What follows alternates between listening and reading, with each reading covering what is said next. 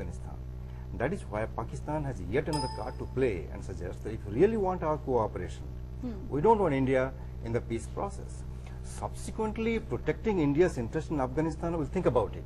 But India should not have any say in the peace process. Now, look at China.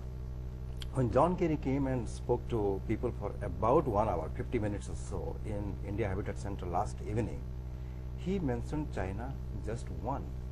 One of the primary concerns of the Indian strategic community is China, and he mentioned China just once, and he said, just one word, and he said, India, China and the US must do something about the climate change, and nothing else.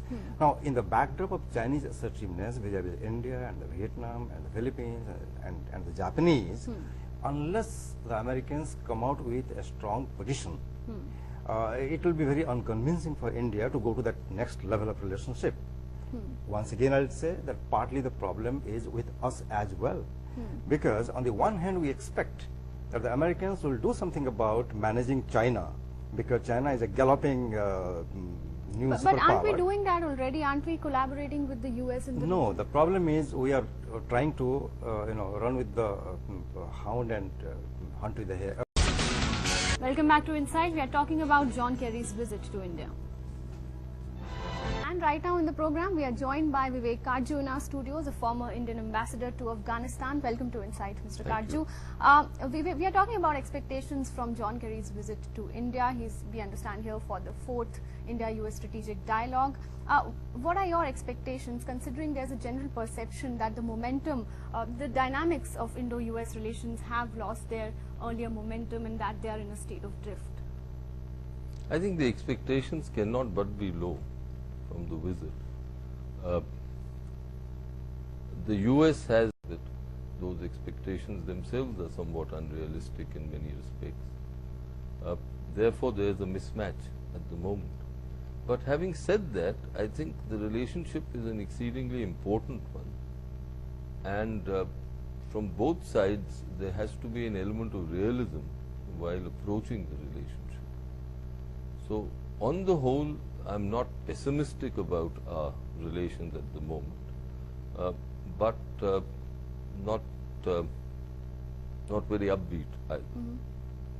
Okay. The visit also comes in the backdrop of the ongoing US negotiations with the Taliban, although the US, it seems, is in denial as regards its tacit acceptance of the various conditions that the Taliban have advanced for the talks.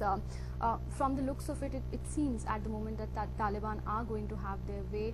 In such a scenario, between Mr. Kerry and General Kiani, it also seems from these reports, and which I find credible, that the Taliban statement had been under fair scrutiny, and it's quite likely that it went back and forth.